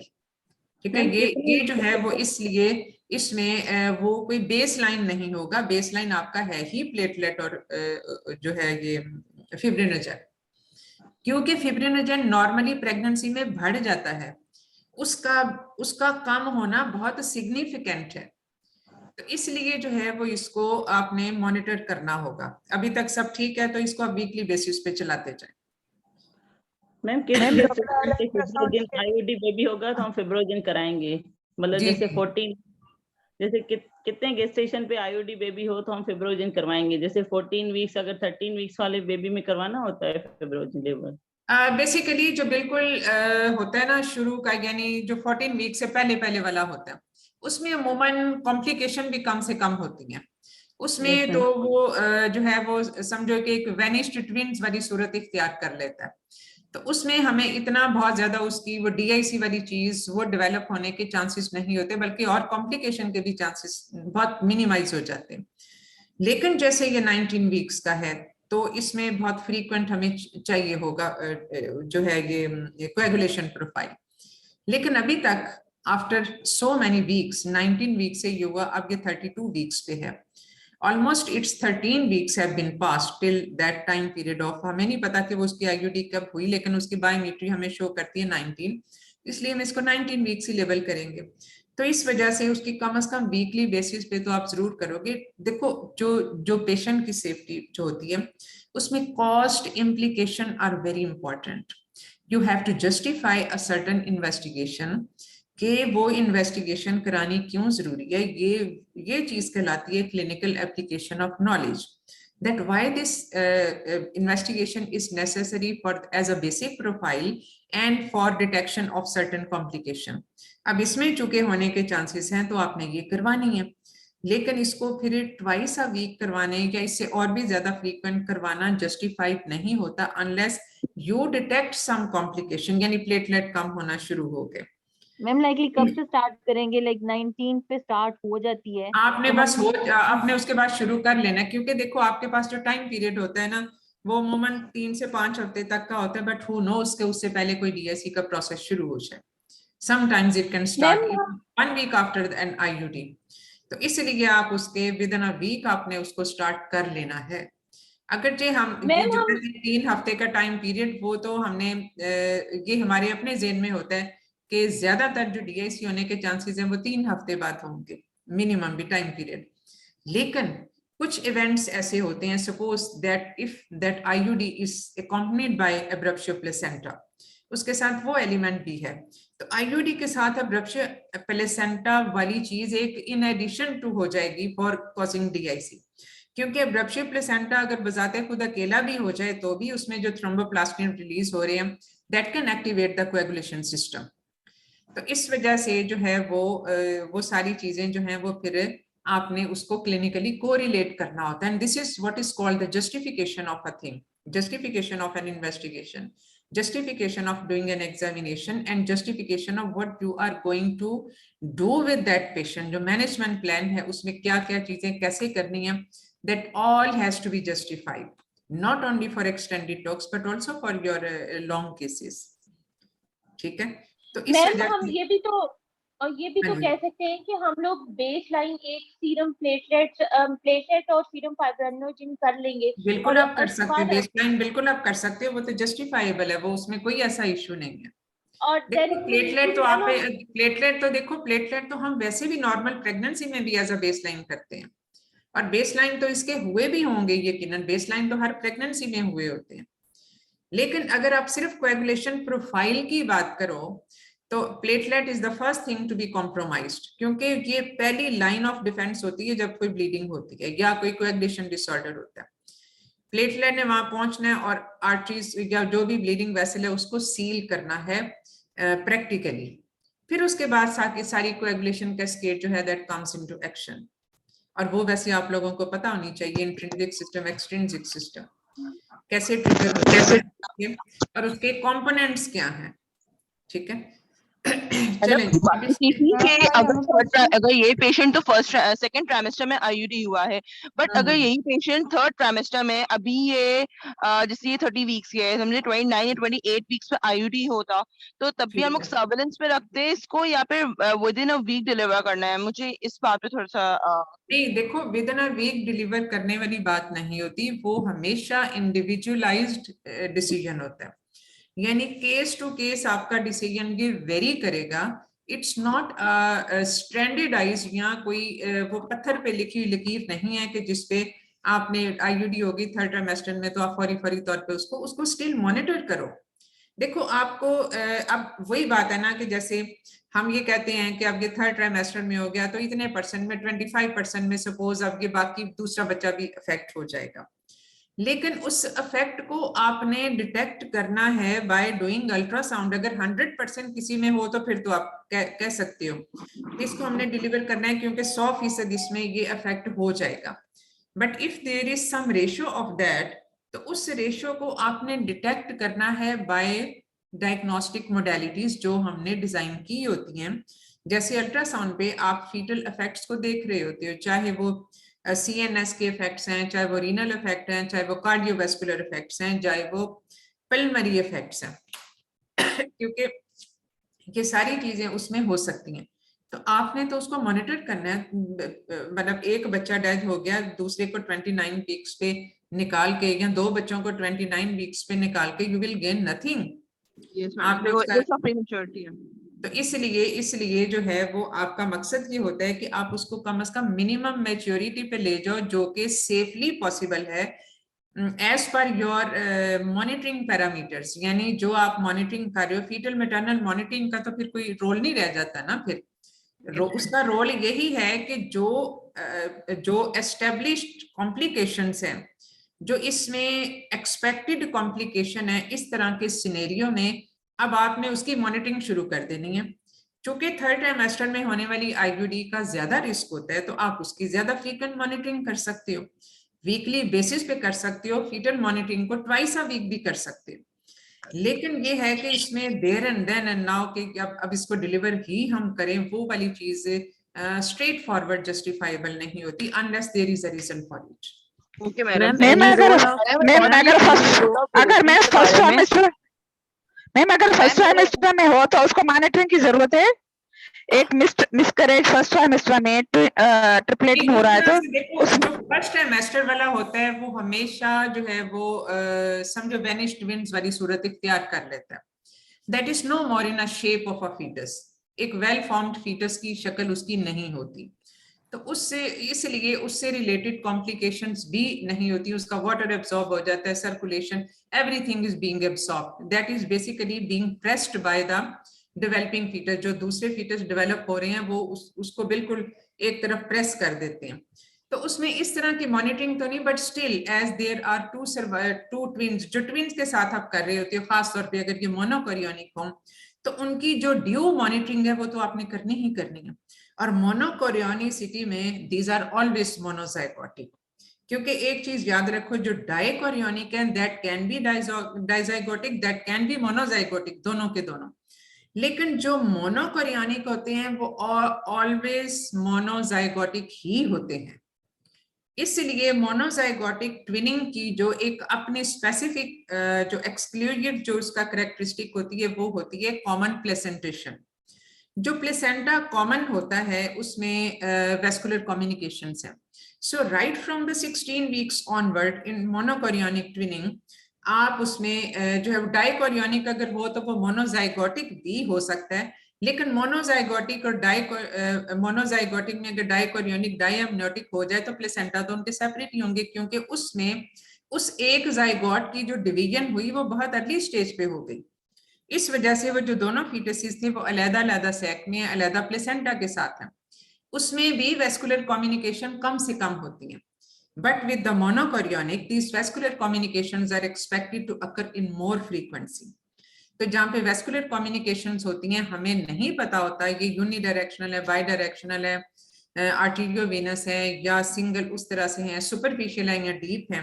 तो ये चीज डिटेक्ट करने के लिए फिर हम इसके Doppler flow monitoring right from the 16 weeks onward हम कर रहे होते हैं। और ये हर 2 हफ्ते के बाद तो आप जरूर करें। फीटल ग्रोथ स्कैन कर रहे होते हैं, उसमें कोई रेसिपिएंट या डोनर ट्विनिंग वाली सिचुएशन क्रिएट हो जाती है तो उसको हम मॉनिटर कर रहे होते हैं। और उसमें स्पेसिफिक अल्ट्रासाउंड क्राइटेरिया होता है जिसमें डोनर ट्विन की स्वेरिटी ऑफ सिचुएशन भी हमें पता चल जाती है। यानी अगर उसकी इतनी हाइपोपरफ्यूजन है डोनर ट्विन की कि सारा ब्लड जो है वो रिसिपिएंट को जा रहा है, तो रिसिपिएंट तो हाइड्रॉप्स बन जाएगा, लेकिन जो डोनर ट्विन है वो हाइपोपरफ्यूजन की वजह से उसमें सारे हाइपोटेंशन, ब्लड फ्लो कम, ischaemia, acidosis and everything which is result of all this situation वो हो जाएगी। तो इसलिए जो है वो इसमें हमारा काम ये होता है कि हम उसको डिटेक्ट करें कि वो स्टेज आने से पहले हम उसका फिर डिसीजन कर लें फॉर डिलीवरी, या कम से कम अगर वो बहुत प्रीटर्म है तो उस वेस्कुलर कम्युनिकेशन को डील करने के लिए what ever is the available facility in that setup वो हम कर लें। जैसे वेस्कुलर कम्युनिकेशन को भी डील करने की स्ट्रेटेजीज तो हैं। Ma'am any role of ma'am ये जो आपने अभी बताया 16 मैम एनी रोल ऑफ जो हमने पेशेंट की मॉनिटरिंग करनी है तो उसके लिए हम ग्रोथ स्कैन और अम्बिलिकल आर्टरी डॉपलर ये दोनों लेकर चलेंगे ना? हाँ, इसमें जो definitely, प्राइम पहले आर्टरी तो और अम्बिलिकल आर्टरी देखो, पहले तो आप इनिशियली तो आप उसमें अम्बिलिकल आर्टरी डॉपलर से ही शुरू करते हैं। जब अम्बिलिकल आर्टरी डॉपलर में मसला आता है या जहां पे ग्रोथ रिस्ट्रिक्शन वाली सिचुएशन क्रिएट हो जाती है, वहां पे फिर आप मिडल सेरिब्रल आर्टरी को की तरफ चले जाते हो। अब जो ये चीज हम बहुत दफा डिस्कस कर चुके हुए हैं कि मिडल सेरिब्रल आर्टरी फ्लो और वीनस डॉपलर्स इनके ये जेस्टेशन वाइज वेरी करते हैं। तो middle cerebral artery flow preterm fetus इसमें बहुत ज्यादा इंडिकेटिव नहीं होता, अनलेस फीटल अनीमिया बहुत सीवियर हो, जैसे इम्यून हाइड्रोप्सिटालिस में होता है, उसमें तो मिडल सेरिब्रल आर्टरी फ्लो आपको अर्ली स्टेजेस पे भी जो है वो इंडिकेट कर देता है। तो इस वजह से उसमें उन दोनों का भी एक अपना स्पेसिफिक सेटअप है। ये डिस्कशन बहुत लंबी हो जाएगी अगर हम उसकी डिटेल में जाएं तो, लेकिन ये है कि initially umbilical artery flow if there is any compromise या कोई उसमें हम प्रॉब्लम डिटेक्ट करते हैं तो then we have to move on to the other vessels doppler, ताकि हम उसमें ज्यादा एक प्रिसाइजली हमें पता चल सके कि इसमें जो इस्केमिक स्टेट है वो कितनी को है, क्योंकि वो हमें बाकी फिर वेसल्स के डॉपलर से पता चलेगा। Madam same for the dichorionic जी मैम, डाइक्रोनियोनिक के लिए भी हमने ग्रोथ स्कैन और डॉपलर से ही चलाना है ना उसको 20 वीक के बाद? हाँ, मतलब उसमें भी जाहिर है हमने डाइकोरियोनिक में भी जाहिर है ट्विन बजाते खुद एक हाई रिस्क होती हैं, चाहे वो डाइकोरियोनिक भी हों, लेकिन ये है कि हमने उसमें फीटल ग्रोथ वगैरह की असेसमेंट और ये सब चीजें उस तरह से हम वो 3 वीकली कर रहे होते हैं। सब चीजें ठीक चल रही हैं तो 3 वीकली कर लें, अदरवाइज अगर एनी रोल ऑफ देखो ये हमेशा इंडिविजुअलाइज्ड होता है, हमेशा इंडिविजुअलाइज होता है, तो आप केस टू केस जो है वो उसको फिर वो करें। लेकिन आपको एक बेसिक रूल्स पता होने चाहिए क्योंकि बेसिक रूल्स अगर आपको पता होंगे तो आप हर केस के ऊपर उसको according to the situation fit कर सकते हैं। मैडम मुझे एक चीज समझ नहीं आ रही थी कि मुझे कोई जस्टिफिकेशन चाहिए कि हम लोग इस देखें, हमने कहा कि ये मोनोकोरियोनिक है और ये ट्रिपलेट प्रेगनेंसी है। ट्रिपलेट जो है हमेशा हम लोग 34 to 35 पे करते हैं एंड मोनोकोरियोनिक वुमन के 35 वीक्स का ही क्राइटेरिया इसका होता है, लेकिन वही बात है ना, अब अगर आप इसमें अब थोड़ा सा डिफरेंट जो आपके लॉन्ग केस में और एक्सटेंडेड टॉक्स में होगा कि extended talks are definitely based on the guidelines, definitely, क्योंकि उसमें आपके पास एग्जामिनर के पास ये चॉइस नहीं होती कि वो आपसे अपनी मर्जी के सवाल पूछे, क्योंकि जो गाइडलाइन है सो फार हम इस गाइडलाइन को फॉलो करते हैं जो यूके की गाइडलाइंस है। यूके की गाइडलाइंस के मुताबिक ट्रिपलेट को आप 35 वीक्स पे डिलीवर करते हैं, 34-35 वीक्स पे, लेकिन जब सारी चीजें बिल्कुल ठीक चल रही हो। अब इस केस की अगर हम बात करें तो basically this case is behaving like a twin, अगरचे इसमें मोनोकोरियोनिक है और ये आईयूडी भी है, लेकिन अगर अभी तक की आईयूडी ने कोई प्रॉब्लम नहीं किया, जो हमें डॉक्टर सुनीता ने हमें सारा केस बताया उसमें everything is going according to as per expected. अब इसमें सवाल ये पैदा होता है कि क्या अगर अभी तक नहीं हुआ तो क्या आगे भी नहीं होगा? बिल्कुल हो सकता है। तो इसलिए हमारा काम ये है कि वो जो हो सकता है वाली कॉम्प्लिकेशन है हम उसको डिटेक्ट करें। अगर सारी चीजें ठीक चल रही हैं अभी तक तो और कोई ऐसा जो हम अपनी जो मॉनिटरिंग है वो एज पर प्रोटोकॉल हम उसको सही तरह से करके लेके चल रहे हैं, तो फिर why not to deliver at 35 weeks, 35 या 36 पे हम ले जा सकते हैं अगर, तो वरना कम से कम 35 वीक्स का तो आप रख ही सकते हो। क्योंकि देखो प्री मैच्योरिटी, अब हालांकि इसमें जो प्री मैच्योरिटी की जो डेफिनेशन है in the presence of multifoetal pregnancy, इसमें थोड़ी सी मैच्योरिटी एनहेंस होती है क्योंकि स्टीरॉइड ज्यादा बन रहे होते हैं, प्लेसेंटा बड़ा होता है, स्टीरॉइड ज्यादा बन रहे होते हैं in the presence of multiple foetuses, तो वो उसमें लंग मैच्योरिटी का जो डिले होता है वो उस एक्सटेंट में नहीं होता जो हम सिंगल फीटस के हिसाब से सोच रहे होते हैं। So 35 weeks is equal to 37 weeks of a single fetus. तो इस वजह से 35 वीक्स तक हम इसको चला सकते हैं, provided everything goes according to the situation. क्योंकि अब हम इसको अगर फर्ज किया, मैं ये कहूँ कि मोनोकोरियोनिक है या इसमें डेड फीटस है, अभी तक भी सारा कुछ ठीक चला है, तो अब 32 वीक्स हो गए हैं, तो मैं इसको एक हफ्ते के बाद सेक्शन कर दूं। How many of you would be in favour of this statement? Ma'am नहीं, आपके को ये बात लगेगी? because doctor already a patient has one IUD, then two other babies madam इस केस में मोड ऑफ डिलीवरी क्या होगा? that's better to go to maturity बहुत है तो हम नहीं देंगे 33 वीक्स पे सेक्शन नहीं करेंगे, क्योंकि हमारी NICU इतनी अच्छी नहीं है, तो we will monitor this twin and will prolong the pregnancy। क्योंकि देखो आगे अब 2-3 हफ्ते रह गए हैं, उन 2-3 हफ्तों में मॉनिटरिंग इतने 13 हफ्तों से कुछ नहीं हुआ उस डेड फीटस की मौजूदगी में और मोनोकोरियोनिक की भी मौजूदगी में। अब देखो मोनोकोरियोनिक, अब ये डिपेंड करता है कि मोनोकोरियोनिक डिक्लेयर करने वाले ने कैसा किया, लेकिन बहरहाल एग्जाम में आपको उस चीज पे बिलीव करना पड़ता है जो आपको बताई जाती है। तो सपोज इट इज मोनोकोरियोनिक, तो इसलिए जो है वो फिर हम इसको 13 हफ्तों में कुछ नहीं हुआ, अगर 2-3 हफ्तों में क्या हो सकता है? Probably not much, but we cannot basically we cannot give guarantee। हम मरीज को भी ये गारंटी नहीं दे सकते कि आगे जो 2-3 हफ्ते हैं वो बिल्कुल सुकून से गुजरेंगे। Still the many things can happen even now at this time period। So हमारा काम है कि वो जो probably हो सकती हैं हम उनको आइडेंटिफाई करें। सब कुछ ठीक चल रहा है तो उसको ड्यू टाइम पे करो, ताकि कम से कम प्री मैच्योरिटी का तो रिस्क ना रहे उसमें। मैडम वो मॉनिटर अगर फर्ज किया कोई सेरिब्रल, एक मिनट बेटा, सेरिब्रल पाल्सी वाली कोई चीज अगर होनी है तो वो अब तक हो चुकी होगी। वो चीज जिसमें कोई स्ट्रक्चरल एब्नॉर्मैलिटी नहीं की, फर्ज किया ऐसा कोई न्यूरोनल कॉम्प्लिकेशन जो हो सकती है ऐसे पेशेंट्स में, तो उसमें अगर न्यूरोनल कॉम्प्लिकेशन स्ट्रक्चरल CNS एब्नॉर्मैलिटी अगर नहीं हुई, but still you can not give guarantee कि इसमें सेरिब्रल पाल्सी नहीं होगी। और ये सेरिब्रल पाल्सी जरूरी नहीं कि अगले 2-3 हफ्तों में ही हो जाए, उसने होना होगा तो अब तक हो चुकी होगी। तो इसलिए जो है, और वो सेरिब्रल पाल्सी वाली चीज हम डिटेक्ट नहीं कर सकते अल्ट्रासाउंड से, क्योंकि वो एक फंक्शन है। हम फंक्शन को नहीं असेस कर रहे होते, हम बेसिकली स्ट्रक्चर को असेस कर रहे होते। फंक्शन सिर्फ कुछ चीजों के असेस होते हैं, लेकिन ब्रेन का IQ कैसा है, ब्रेन की फंक्शनिंग कैसी है, उसके जो कॉग्निटिव फंक्शंस हैं वो कैसे हैं, वो हम कैसे आइडेंटिफाई कर सकते हैं? मैम बुक्स में अल्ट्रासाउंड MRI का क्या रोल है मैम? MRI का क्या रोल है? MRI का ऐसा कुछ खास रोल नहीं है, और MRI से रिलेटेड एक और भी चीज है कि ये जो डेवलपिंग फीटस होता है उसकी जो हेयरिंग है, उसके जो ईयर मैच्योर ईयर, ये जो सारे वो जो है इनर ईयर और ये सारा जो उसका स्ट्रक्चर होता है उसको बैडली इफेक्ट करता है।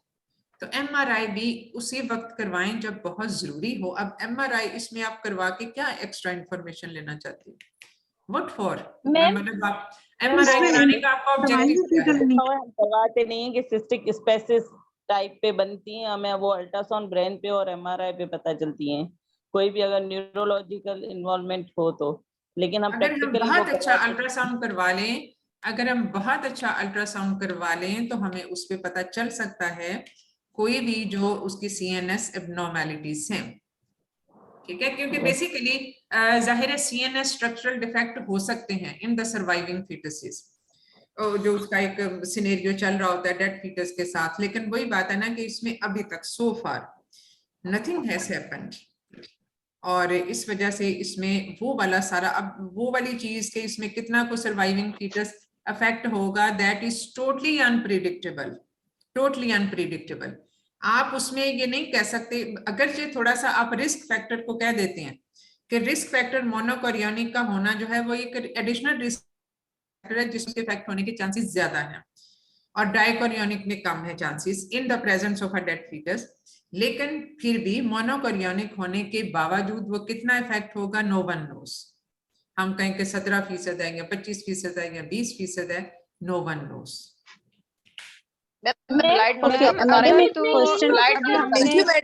डॉक्टर ये जो हमने छोड़ेंगे 34 के बाद 36 तक, तो हम कितनी फ्रीक्वेंटली इसकी मॉनिटरिंग करेंगे? देखो इसमें जो अब टाइम पीरियड है ना इसका 32 वीक्स पे तो था, लेकिन ये है कि अब इससे आगे जो हमने लेके चलना है, अब ये रिस्की टाइम पीरियड है। डेफिनेटली आप अल्ट्रासाउंड डॉपलर करवाओगे, हर हफ्ते करवाओगे मिनिमम, और इसके अलावा आपने इसकी जो CTG वगैरह है वो अब ट्वाइस अ वीक हम इसमें करवाते रहेंगे। बाकी जो फीटल किक काउंट चार्ट ये सब चीजें हैं वो तो that goes side by side. लेकिन ये है कि कम से कम इसमें मोड ऑफ डिलीवरी हमें इसमें बेसिकली अगर उसमें अगर और कोई ऑब्स्टेट्रिक कॉन्ट्राइंडिकेशन नहीं है तो इसमें अगर फर्स्ट डेड फीटस है तो फिर उस सूरत में doing section would be safer for the surviving foetuses, क्योंकि हमेशा जो सेकंड ट्विन है वो ज्यादा एट रिस्क होता है। तो अगर पहला बच्चा कॉम्प्रोमाइज्ड है तो उसमें बेहतर होता है, खासतौर पे ये डेड फीटस की मैं बात कर रही हूँ, तो उस सूरत में बेहतर होता है कि हम उसमें सेक्शन कर लें, या फिर उसमें प्रेजेंटेशन और वो बाकी सब चीजों पे भी जो है वो डिपेंड करता है। सो यू हैव टू, क्योंकि देखो जो 19 वीक का फीटस है वो तो बहुत छोटा सा होगा, जो हो सकता है एक यूट्राइन वॉल के साथ चिपका हुआ हो। वो आपके ये जो मोड ऑफ डिलीवरी इसमें होगी वो आपकी होगी एज पर ट्विन, ट्विन की तरह से आपने इसको डिलीवर करना होगा। लेकिन इसमें ये देखना होगा कि कोई फीटल कॉम्प्लिकेशन उस वक्त तो नहीं है। सारी चीजें Doppler flow, ST ratio, biophysical profile, ये सब की सब चीजें आपने देखनी है। और अगर सारा कुछ ठीक है तो, और दोनों सेक्स में कितना लाइकर है, उनका ब्लैडर फिल है या नहीं है, ये भी सारी चीजें आप देख रहे होती हो, क्योंकि रीनल परफ्यूजन हमें बेबी के ब्लैडर फुल होने से, फीटस के ब्लैडर की फिलिंग से पता चल जाता है। तो ये सारी चीजों के ऊपर आप अपना डिसीजन बेस करोगे। So it is not just one step decision कि पहला अगर के फैली क्या तो चलो इसको नॉर्मल डिलीवर करा। No, it's not like that. You have to decide according to certain parameters. ठीक है मैम आपने एक क्वेश्चन अभी बताया था कि अगर पेशेंट जो है वो हमारे पास इतने अच्छे से IUD है और अब तो जो भी CP वगैरह होना था वो ऑलरेडी हो चुका होगा, इसका रिस्क हमारे पास नहीं है, लेकिन अगर पेशेंट विद इन 24 आवर्स हमारे पास प्रेजेंट कर जाती है और 32 से 34 के दरमियान ट्विन प्रेगनेंसी है, लेकिन विद इन 24 आवर प्रेजेंट कर गई है, आफ्टर 24 CP और हाइपोक्सिक इस्केमिक एन्केफेलोपैथी का रिस्क बढ़ जाता है, तो हम उसको अपनी मैच्योरिटी के बेस पे इसको डिलीवर करा के NICU में भेज दें या इसको चलाएं, CP का रिस्क दें?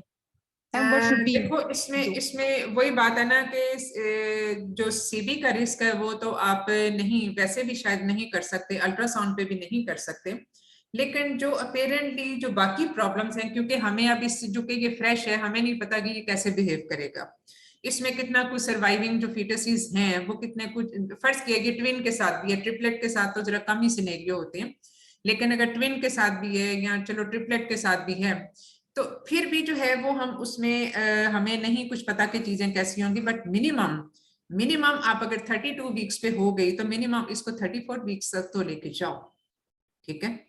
तब तक आपने इसकी जो कोएगुलेशन स्क्रीनिंग और बाकी सब चीजें जो अल्ट्रासाउंड पे ये सब चीजें हैं वो आपने करनी है, ठीक है। क्योंकि आप जो है आपका 2 वे टारगेट होता है कि आप प्री मैच्योरिटी से बचाते हुए विद इन सेफ लिमिट आपने बच्चे को डिलीवर करना है, अनलेस अदरवाइज। मैम अभी आपने कहा था कि हम इसको ग्रोथ और डॉपलर से मॉनिटर करेंगे, क्या करेंगे मैम? अभी आपने कहा था कि हम इसे ग्रोथ स्कैन और डॉपलर से मॉनिटर करेंगे ना? हाँ तो जी, हाँ मैम जी। अभी डॉक्टर भी बायोफिजिकल, अब देखो जो थर्ड ट्राइमेस्टर है ना, थर्ड ट्राइमेस्टर में तो और बहुत सारे पैरामीटर्स आ जाते हैं ना। आप CTG करोगे, यानी ये 32 वीक से ऑनवर्ड, इससे जो है वो आप CTG करोगे ट्वाइस अ वीक, आपने डॉपलर फ्लो कराना है, आपने बायोफिजिकल प्रोफाइल करवाना है, आपने ग्रोथ स्कैन करवाना है। ये वो चीजें हैं जो आपने बच्चे में करवानी है। ये सब चीजें अपनी जगह, अब बायोफिजिकल प्रोफाइल में ही लाइकर की अमाउंट भी आ जाती है, लेकिन जहां पे आपने वेस्कुलर कम्युनिकेशन को देखना है वहां पे और भी चीजें आ जाती हैं। उन और चीजों में जो इम्पोर्टेंट चीज है वो चीज हो जाती है कि जैसे जो बेबी का ब्लैडर है वो कितना फिल है। अगर बेबी का ब्लैडर एम्प्टी हो अलोंग विद एन ओलिगोहाइड्रामियोस तो वो एक डेंजरस साइन है। इसका मतलब है कि renal perfusion has decrease to that extent जहां पे बेबी को एनयूरिया हो रहा है, so better deliver that baby. तो इस वजह से ये कुछ एडिशनल चीजें होती हैं जो कि आ जाती हैं उसकी फीटल स्क्रीनिंग में एंड मॉनिटरिंग में। तो ये भी सारी चीजें आपने साथ के साथ उसको मॉनिटर करना है। एंड डेफिनेटली डॉपलर फ्लो तो होता ही होता है क्योंकि वेसल्स का ही मेन रोल है इसमें। जी जी मैम, मैं यही पूछ रही हूँ कि फिर एमसीए करवाने का तो कोई रोल नहीं है, क्योंकि एमसीए हमारे पास मैनेजमेंट तो चेंज नहीं करेगा ना। ठीक है मैम, अगर हम लोग टू बी बेटर और मैम सेफ होने के लिए हमारे पास 33-34 वीक्स पे 90% सर्वाइवल है, तो हम इसे डेक्सा देकर पहले ही मतलब ट्विन ट्रिपलेट के साथ अगर हम 33-34 पे पहुंच जाते हैं तो वो भी बड़ी बात है, क्योंकि वो भी बड़ी बात होती है फिर। मैडम अगर ये आईयूडी ना होता तो मैडम इसको हम 35 वीक्स पे डिलीवर करते। हाँ, अगर सब कुछ चीजें ठीक चल रही हैं तो 35-36 का हमने इसलिए कहा था कि अगर सब चीजें अगर ऐसा मतलब है कि उसमें आप कुछ दिन आगे जा सकती हो तो उसमें हर्ज तो कोई नहीं है। लेकिन 35 वीक्स अगर आप गाइडलाइन के हिसाब से जा रही हो तो फिर 35 वीक्स पे आप इसको डिलीवर करो। ट्रिपलेट है और मोनोकोरियोनिक डायमनियोटिक है, मतलब ट्रिपलेट में तो अब हाँ जी मैडम ट्रिपलेट में चाहे मोनोकोरियोनिक हो चाहे डाइकोरियोनिक हो उसमें तो हमने करना ही 35 वीक्स पे है, ऐसे ही है ना मैडम? हाँ जी हाँ जी नहीं, मतलब डाइकोरियोनिक के साथ आप इसको एक आध हफ्ता ऊपर दे सकते हो, मोनोकोरियोनिक के साथ जरा थोड़ा सा रिस्की हो जाता है। मैम अगर यही वाली पेशेंट जो है इसको थैलेसीमिया माइनर निकल आता तो आपने कहा कि आप ओरल देंगे, तो मैडम इसको पैक सेल्स क्यों नहीं? इसमें इतने ज्यादा रिस्क फैक्टर्स हैं, ट्विन है, ये किसी के भी टाइम प्री टर्म लेवल पे असल में थैलेसीमिया माइनर में होता क्या है, the red cells are not stable, these are basically more predisposed to be hemolyzed। तो इसमें जब हम अब जो थैलेसीमिया मेजर वाले बच्चे होते हैं उनको हर महीने ब्लड लगता है ना, हालांकि ब्लड लग रहा होता है, उनके तो हीमोग्लोबिन करेक्ट हो जाना चाहिए, लेकिन वो एक टेम्परेरी इंप्रूवमेंट होती है। तो इस वजह से इन पेशेंट्स को हमें ये भी देखना होता है कि कोई सीरम फेरिटिन वगैरह वो अमूमन वैसे एडिक्वेट ही होता है, लेकिन ओरल आयरन के साथ हम चलाते हैं and where and when indicated हमने इसको जो है वो कर लेना होता है, ये ट्रांसफ्यूजन हमने दे देनी होती है। लेकिन ये भी आपकी बात एक सही है कि चूंकि ये ट्रिपलेट है इसमें किसी भी टाइम पे इंटरवेंशन की जरूरत हो सकती है, तो इसलिए ये अगर 8.9 हीमोग्लोबिन है तो इसको अगर हम अभी इस वक्त कर दें इस बेस पे इस तरह से जस्टिफाई करके तो दैट इज एक्सेप्टेबल कि ये पेशेंट चूंकि ट्रिपलेट ट्विन की और जाहिर है इसमें predisposition to preterm labour या हमें अर्ली इंटरवेंशन आइट्रोजेनिक प्रीमेच्योरिटी के भी चांसेस बहुत हैं, तो इस वजह से मैं इसकी हीमोग्लोबिन को इसी वक्त करेक्ट करूंगी बाय गिविंग हर ट्रांसफ्यूजन। ठीक है मैम, और ट्रांसफ्यूजन के अंदर हम लोगों ने, मुझे ये बड़ी कंफ्यूजन है मैम कि आजकल कहते हैं कि आपने लगानी ही पैक सेल है, आपने होल ब्लड नहीं लगाना अनटिल अनलेस कि उसकी 3 लाइंस डिक्रीज हो, लाइक तो सही, ये सही बात है भाई, ये सही बात है। देखो प्लाज्मा वॉल्यूम एक्सपेंशन ऑलरेडी इतनी हुई होती है, ट्रिपलेट में तो और भी ज्यादा हुई होगी, आप होल ब्लड लगा के तो इसको ओवर लोड कर दोगे। तो इस वजह से ऑल अदर केसेस सारे ma'am, for example gynae of का कोई भी केस हो और हम लोगों ने ब्लड ट्रांसफ्यूजन होल ब्लड आप वहां पे लगाते हो जहां पे पेशेंट ब्लीड कर रहा है, ऑनगोइंग हेमरेज है, सिर्फ ब्लड वहां पे लगाया जाता है होल ब्लड। बाकी सारी सिचुएशन में जो है वो आपने कंपोनेंट थेरेपी ही देनी होती है, यानी जो चीज कम है वो बस लगा दो, क्योंकि प्लाज्मा उसके अंदर ऑलरेडी बहुत है, प्लाज्मा आप क्यों और उसको देना चाहते हैं? तो प्लाज्मा तो ऑलरेडी हीमोग्लोबिन बस करें उसको। ठीक है, ओके मैडम अल्टरनेटिव के बाद अगर हमने इसे कंजर्वेटिव मैनेजमेंट पे रखा हुआ है और उसका अम्बिलिकल डॉपलर नॉर्मल आ रहा है लेकिन एमसीए डॉपलर जो है वो बढ़ा हुआ आ रहा है, तो क्या हम इसी टाइम टू डिलीवर करेंगे ना? टाइम इस पैरामीटर को रखेंगे ना कि डिलीवर कराने के लिए इसको आप इंटरप्रेट कैसे करोगे? डॉपलर फ्लो का अम्बिलिकल आर्टरी का डॉपलर ठीक और एमसीए का डॉपलर बढ़ा हुआ, how you would interpret it clinically? In what अगर उसकी situation growth- it will happen? आपकी इसकी क्लिनिकल इंटरप्रिटेशन क्या होगी? जैसे हीमोग्लोबिन कम आए तो हम कहते हैं ये तो अनीमिया है, या फर्ज किया TSH बढ़ा हुआ है तो हमारी कंक्लूजन होती है कि ये हाइपोथायराइडिज्म है। Madam What is your conclusion? What is your conclusion for normal umbilical artery Doppler and the raised MCA? Sir madam श्रीयर SG है। रिड्यूस मैम जब ma'am babies IUGR and the Doppler is normal, ma'am anaemia में होगा, then go towards the MCA। Anaemia में होगा, foetal anaemia में, severe fetal anaemia में ये होगा। IUGR में पहले तो अम्बिलिकल आर्टरी डॉपलर होगा, स्वेयर फीटल जो अनीमिया होता है उसमें MCA रेज्ड होता है along with the normal Doppler flow। ठीक है, तो severe fetal anaemia is not a scenario in this situation। ठीक है, वो फीटल हेमोलिसिस या फीटल अनीमिया जो है वो in absence of any other infection या RH इनकम्पैटिबिलिटी, अदरवाइज ये एक नॉर्मल सिनेरियो तो नहीं है। ठीक है, तो इसलिए हम हर चीज एक ही केस पे फिट नहीं कर सकते, उसका सिनेरियो ही फर्क है। तो चलिए अब हम यहाँ पे स्टॉप करें। सॉरी मैडम, एक क्वेश्चन का आंसर कर दें कि अगर IUFT फर्स्ट ट्राइमेस्टर में सपोज हुआ है तो फिर how frequently we will go for coagulation profile, second में हुआ है तो हम कैसे कराएंगे, और अगर थर्ड में हुआ ट्राइमेस्टर की जो हम बार-बार बात कर रहे हैं ना, basically that is before 14 weeks of pregnancy. तो यही बार-बार जो डिस्कशन भी चल रही है वो यही कि जो 14 वीक से पहले होगा वो तो बिल्कुल एक मेम्ब्रेन लाइक स्ट्रक्चर बन जाता है, that is no more capable to cause coagulopathy in the mother. तो बस फिर एक ही दफा करवाएंगे इसका। बेस्ड ऑन दैट ग्राउंड हमें कोई स्पेसिफिक करवाने की जरूरत नहीं होती, क्योंकि वो जो है वो एक वेनिश्ड ट्विन्स बन जाता, वेनिश्ड फीटस बन जाता है। हाँ जी, तो मैडम बस फिर बेसलाइन एक करवाएंगे, उसके बाद नहीं कराएंगे? तो बेसलाइन ही बस करवा लो, बस दैट्स ऑल। उसके लिए रेगुलर उसकी जरूरत नहीं है। रेगुलर है जब सेकंड 14 वीक से ऑनवर्ड बस किसी भी टाइम पीरियड पे, बल्कि रादर वो 7 वीक का टाइम पीरियड होता है।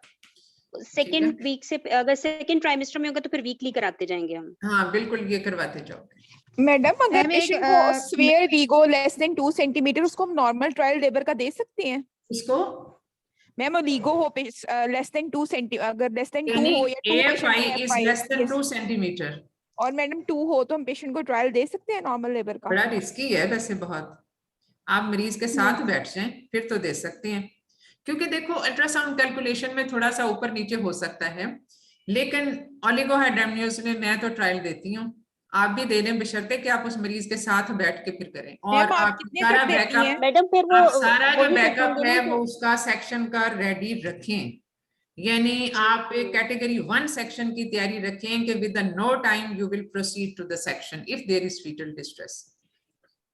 ठीक है, तो फिर आप दे सकते हैं। मैम एक्चुअली ना ये जो ये severe oligo ma'am single twin के लिए आप कर रही हैं? हाँ जी, सिंगल के लिए, सिंगल के लिए कह रही हूँ, ट्विन के लिए नहीं कह रही। मैम हम 2 से अबव पे नॉर्मल का ट्रायल दें और 2 से नीचे पे सेक्शन को जस्टिफाई कर दें, ऐसे ही करें मैम, अगर पेपर के पॉइंट ऑफ व्यू से पूछें। वैसे तो अगर आप आइडियली आप उसमें अगर क्लिनिकल फैक्ट्स पे जाएं, साइंटिफिक फैक्ट्स पे जाएं, तो फिर जो है वो तो 5 वाली ही लोअर नॉर्मल लिमिट आ जाती है। 5 से नीचे जब ओलिगोहाइड्रामियोस होता है तो उसकी कुछ अपनी लिंक्ड कॉम्प्लिकेशंस होती हैं, लाइक मेकोनियम एस्पिरेशन है, उसमें फीटल डिस्ट्रेस के चांसेस हैं, ये सब चीजें हो सकती हैं। तो 2 बेसिकली बहुत कम होता है, 2 अगर एक्चुअली 2 ही है तो इसका मतलब है कि ऑलमोस्ट ना होने के करीब, तो इसलिए उसको ट्रायल देना is quite a risky thing. इसलिए जो है वो इसको 2 वाली लिमिट ना रखें, इसको बेसिकली ये अगेन केस टू केस ही वेरी करेगा, स्टैंडर्ड उसमें नहीं है, बट यू मस्ट नो कि 5 से नीचे जो है वो ओलिगोहाइड्रामियोस है, 5 से ऊपर ठीक है, 6 या 5 भी है तो आप उसको ट्रायल दे सकते हो, 5 से 4 का भी ट्रायल दे सकते हो। All others are very risky to give trial. Ma'am एक क्वेश्चन पूछा था, एक अगर पेशेंट जो है वो 37 वीक पे हमारे पास आई है, PIH की पेशेंट है, अनबुक्ड है टोटली, और उसकी फंडल हाइट जो है वो 34 32 इतनी की आ रही है, खुद पेशेंट 37 पे हमारे पास आई है, SGA तो कंफर्म हमें हो गया, लेकिन हमारे पास ग्रोथ स्कैन उसके नहीं है और डॉक्टर कराया तो उसमें लाइकर 2 तक है और इंडिसेस वगैरह सब कुछ ठीक है।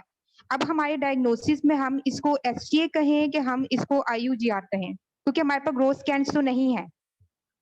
देखो ग्रोथ स्कैन नहीं है, लेकिन फीटल बायोमेट्री तो आपको बता देगी कि फीटल बायोमेट्री किस जेस्टेशन को करेस्पॉन्ड कर रही है। So you will base your decision on the fetal biometry as assessed on ultrasound, because clinically definitely symphysiofundal height would be less than the actual duration of pregnancy जो है।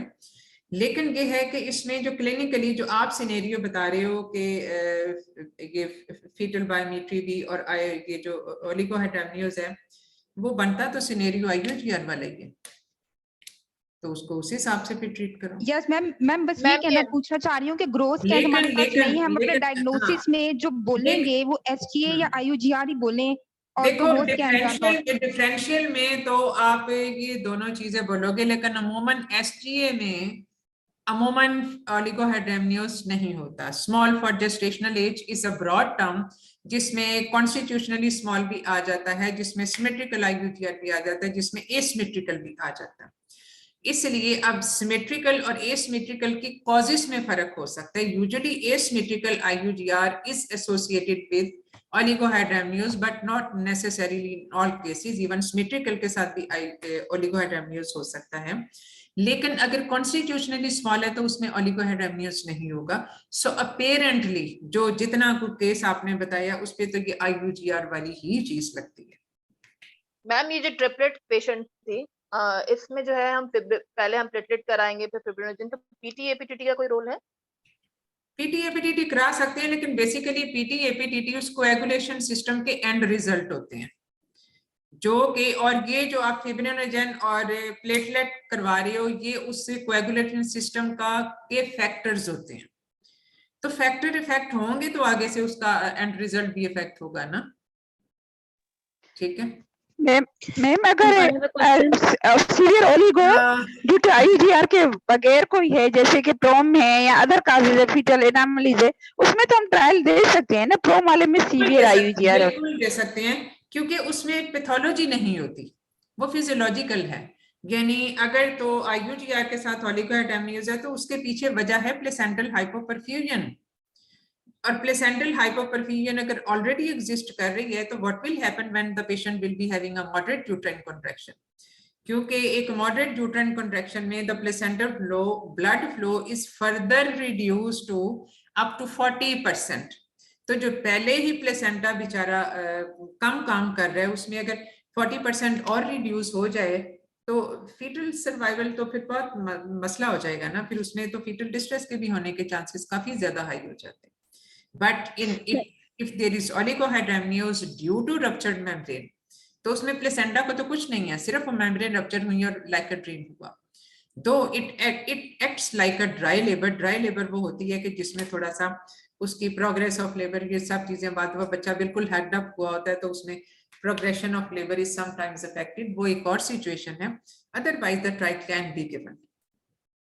Madam ये जो first IUD अगर किफेलिक है या non किफेलिक है तो वो बाकी ट्विंस की डिलीवरी को कैसे अफेक्ट करेगा अगर हम मोड ऑफ डिलीवरी को सिलेक्ट करते हैं? आपने हमेशा करता होता है, ये हमेशा करता होता है। उसके जो थ्रोम्बोप्लास्टिन रिलीज होते हैं उसकी जो सारी जो ये सब चीजें हैं ये इफेक्ट करती हैं। इस वजह से जो पहला बच्चा अगर IUD है तो उसमें ट्रायल नहीं दी जाती, ठीक है, चाहे वो किफेलिक भी हो।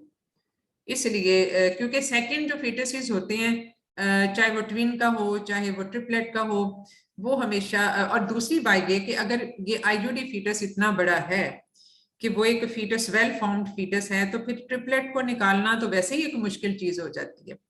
तो उस सूरत में बिल्कुल एक फर्ज किया कॉम्प्रेस्ड फीटस है जो एक्चुअली उसके रास्ते में नहीं आ रहा, क्योंकि ट्रिपलेट के साथ मसला क्या होता है, पहला बच्चा अगर किफेलिक भी आपने निकाल लिया, दूसरा बच्चा फर्ज किया अगर ब्रीच हो गया या तीसरा, तो क्या आप पहले डिलीवरी कराओगे और उसके बाद फिर सेक्शन करोगे, तो उसमें मेल प्रेजेंटेशन का इशू बहुत हो जाता है।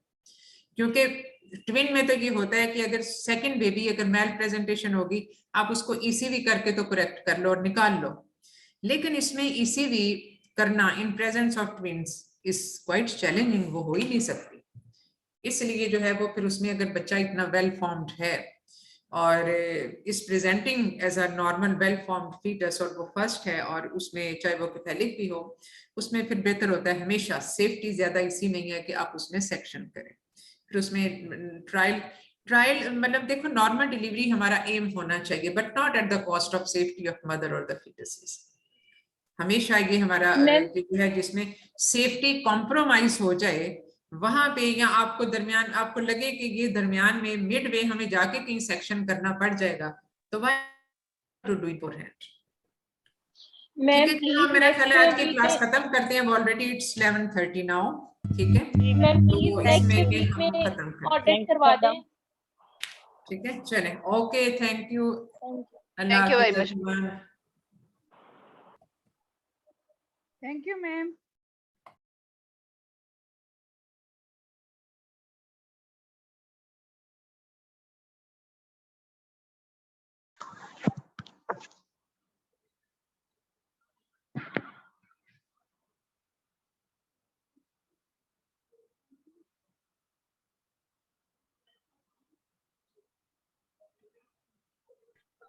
Thank you ma'am, Allah Hafiz.